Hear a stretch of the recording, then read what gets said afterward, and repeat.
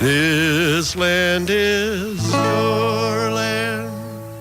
This land is my land. From California to the New York Island. From the redwood forest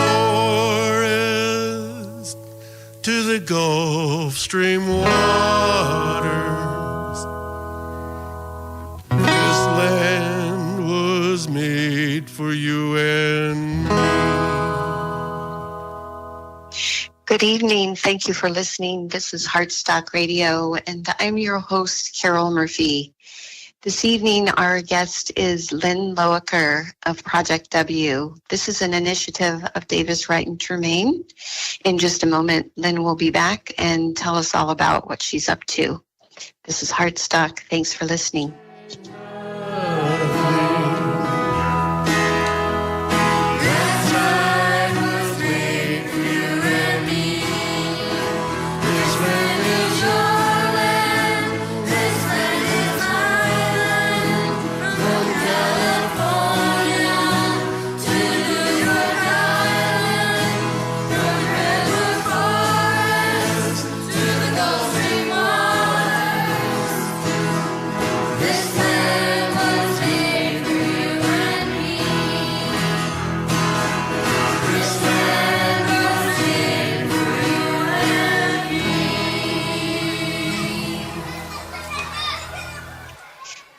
Hi, this is Heartstock Radio. I'm your host, Carol Murphy, and thank you so much for joining us. This evening, our guest is Lynn Loacker. Thank you so much for joining us, Lynn. Hello, Carol. I'm delighted to be here with you. Tell our listeners just a little brief intro, who you are, what you're up to, and what is Project W? Happy to do that. I'm a lawyer. I grew up closer to where you are than where I am now, which is New York. I grew up in Seattle before the Amazon days, and I went to school in the San Francisco Bay Area, started practicing law in New York, and I've been doing that for over 35 years. And I am now with a firm in New York. We have offices around the country, Davis, Wright Tremaine, as you mentioned. And a few years ago, there were two things that really struck me. One, I continued to be dismayed about the lack of progress of women in the law. More than 50% of law school classes are women. More than 50% of our younger lawyers in the firm are women. That we only still have 25% of our partners are women. And in addition, I realized that in my 35 years of practice, I'd only had one woman client. All the other clients were men.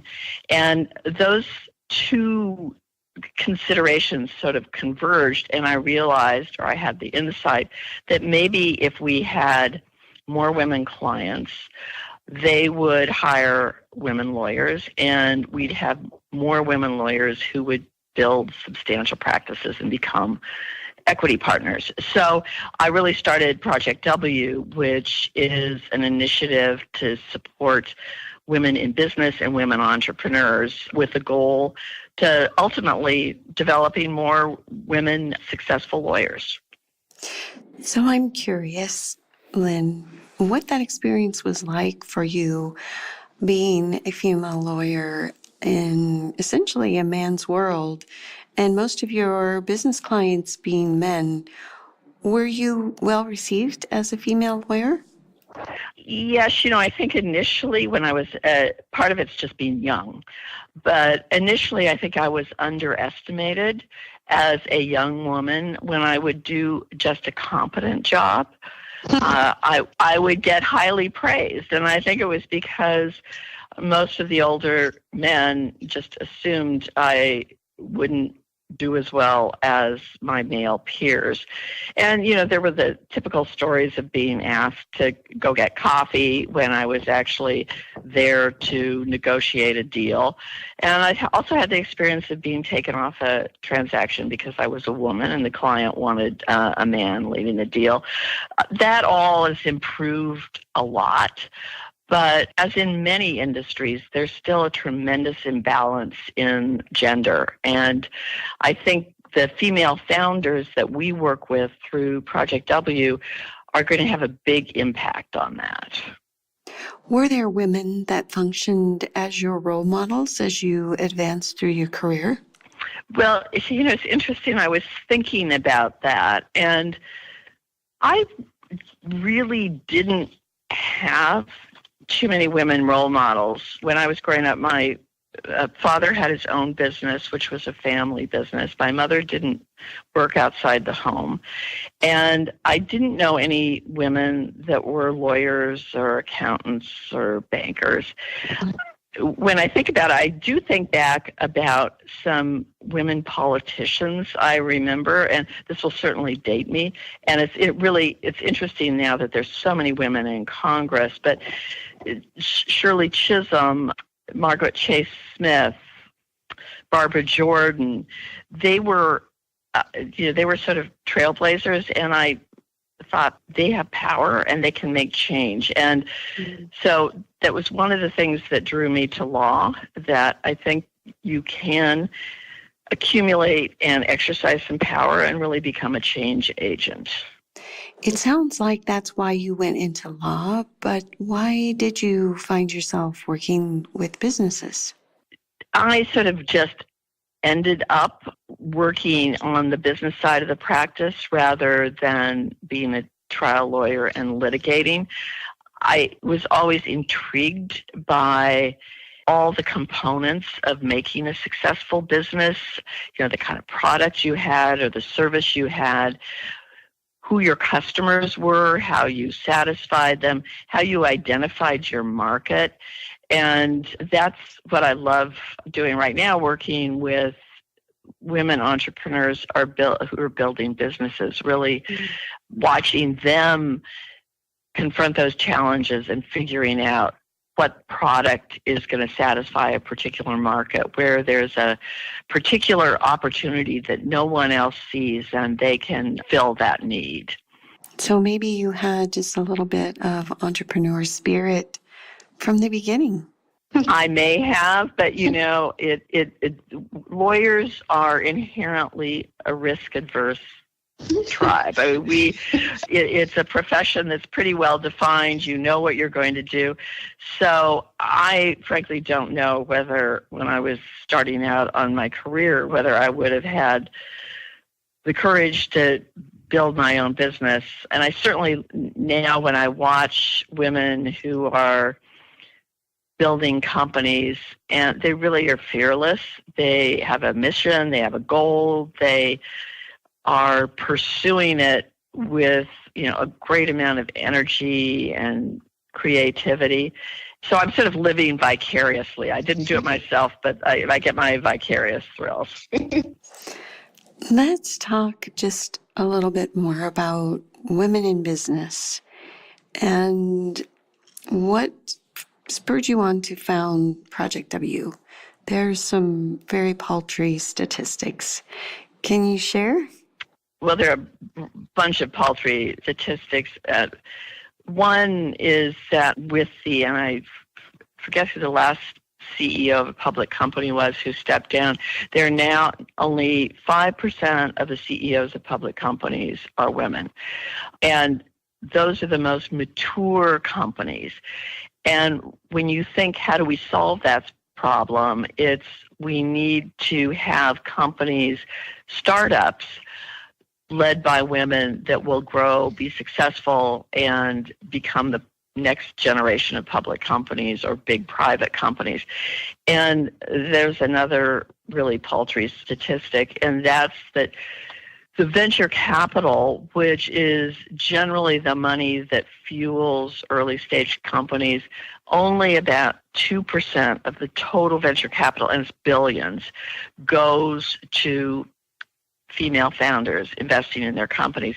And frankly, Black female founders get just a fraction of that. Mm-hmm. And that hasn't changed much. I mean, it's been it hovered around the 2% for quite a while. Mm-hmm. So, Lynn, what I'm surmising from all of this is that It's really time for women to help women. And if we're waiting for men to give us a hand up or to open the door, we really could be waiting for a very long time. I think that's right. I think we do need male allies, and there are a lot of male allies there out in the business world who are helping women, but we have to do it on our own to a great extent. And I think you see that in networks that are building up across the country. There are certainly more venture funds that are being founded by women and that are focused on investing in women-led companies. Just in the New York area, my area, there are several funds that exclusively invest in female-founded companies. They're also, those are sort of established funds that tend to invest in companies that at least have a product or service that's been fully developed, and usually they actually are out in the market and generating some revenue. But you've probably heard of angel investors, which are generally individuals that will write a check directly to invest in a company. And typically those have been men, and really that phenomenon of angel investing started in Silicon Valley. But there are more and more women angel investing groups. There's several in the New York area.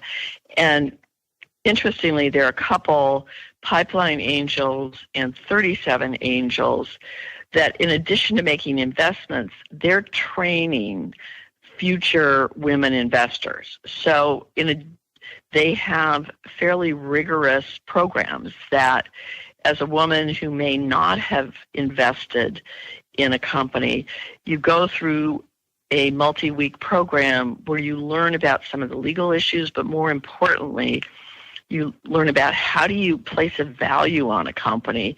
How do you know if the founder has the right team? How do you even begin to understand if it's a technology company, how the company works?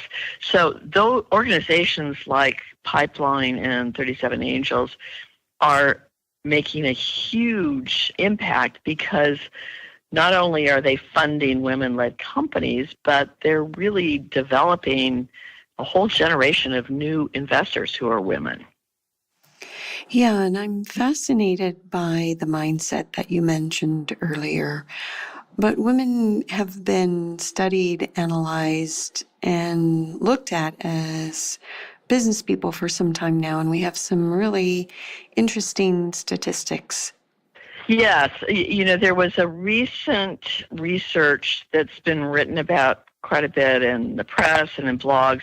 It was conducted by an organization called Mass Challenge in Boston, and they have an accelerator program which works with early stage companies to help them build their technology, build their team, refine their business model, and then makes investments in these companies. And Mass Challenge and the Boston Consulting Group did an analysis of, I think it was over 100 companies that had gone through that accelerator, and they discovered that startups that were founded by women performed better and generally generated 10% more revenue over a 5-year period than companies that had only male founders. And that was even though the female-led companies got less capital. Mm-hmm. So that's a pretty amazing statistic. And it's not atypical. You may remember from the financial crisis, there were analyses done where women money managers perform better in a really difficult scenario than their male counterparts. What I did think was interesting in this research, then BCG, Boston Consulting Group, had some commentary about why women-led companies tended to get less capital than their male counterparts. And a couple things they said that women were hesitant to respond to criticisms when they were negotiating or pitching to venture capitalists, and that they were less likely to really promote their technical credentials or even have technical credentials. And we don't see that in our network. I think women are very good at defending themselves. They're very good at promoting their skills and their skill sets. So I don't really buy that that's the explanation why women have been so woefully underfunded. Is it the belief that they just can't do it when the numbers just reflect that that's not true? Well, I think it's a couple. Actually, I think I would point to three things. One is lack of access. Until recently, it's been a pretty old boys network, and the venture capitalists are white men, and when they see a deal, they understand a deal, or they have an affinity for companies that are founded by white men, and then they pass on the opportunity to their friends. That's changing with we were talking about the angel investing groups, the funds that are focused on female founders. So I think there is much more access to capital as more capital sources devoted to investing in women are coming to the fore.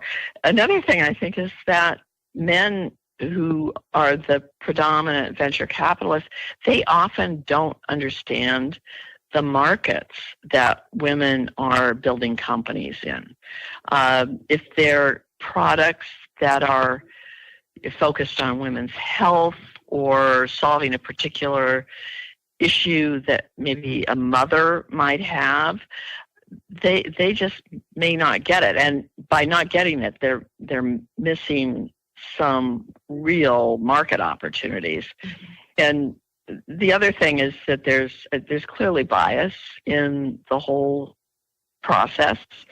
We have a moment. I can tell you about some really interesting research that was done by a woman at Columbia University. We're going to take a quick break. We're about at that halfway point, and in just a moment, we will be back and talk a little more about that. This is Heartstock.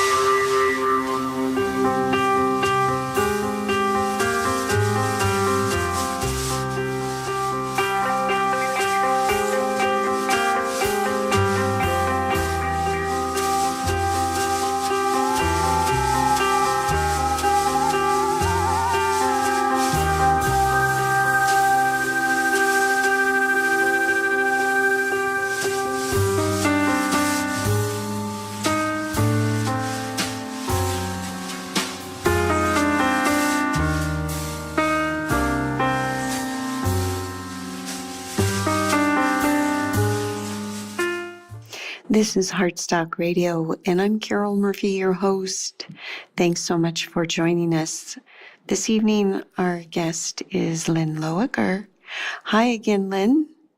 Hi there.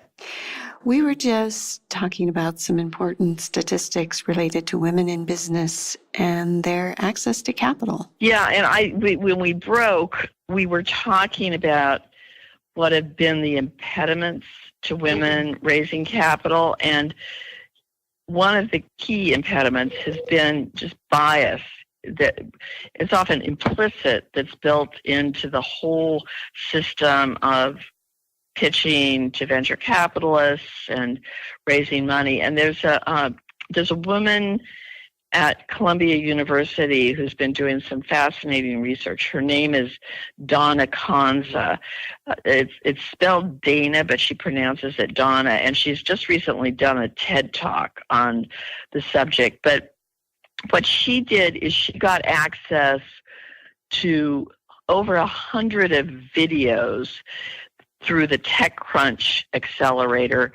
And they were videos of entrepreneurs pitching their company and then responding to questions posed to them by investors. And going through all those pitch sessions, what Donna and her team discovered was that investors asked women different questions than they asked men, but sometimes in a very subtle way. They asked women what Donna calls prevention questions. So it's backward-looking questions. It's questions about challenges and risks. What the investors asked men were what Donna calls promotion questions. So it was about opportunity, about growth. So they might ask a woman, how did you get the number of customers you got today, and was it hard? They would ask a man, well, I see you have 100,000 customers today. How do you see that growing? And the type of question begets a similar answer. So, if you're asked a question that asks you to go back into history and talk about challenges, that's what the investor is going to remember, instead of remembering that this is a company that's going to grow year after year at a rapid rate. And of course, which one would you want to invest in? It would be the one that's going to grow big and successful. And what I find so groundbreaking and enlightening about that research is there are actually some actionable items that you take away and can change it can disrupt that bias. So if women entrepreneurs, are sensitive to the types of questions they're being asked, they can reframe their responses to be more promotional. You could say, well, we've got 10,000 customers today. We had to work hard to acquire them, but we've now got a marketing plan that's going to enable us to multiply that tenfold every year. And that the investor is going to be much more impressed with that. And it's also something that investors should be mindful of. If they can think twice about the way they frame a question, they're going to get a very different response. So I think what she's doing is absolutely groundbreaking, and it's gotten a lot of press, and it's something that women entrepreneurs should really read up on and think about as they start raising money. And that's a great segue. Can you share with our listeners a little bit about the work that Project W is doing and why it's important? Well, we do a variety of things. Our ultimate goal is to help female founders build great companies.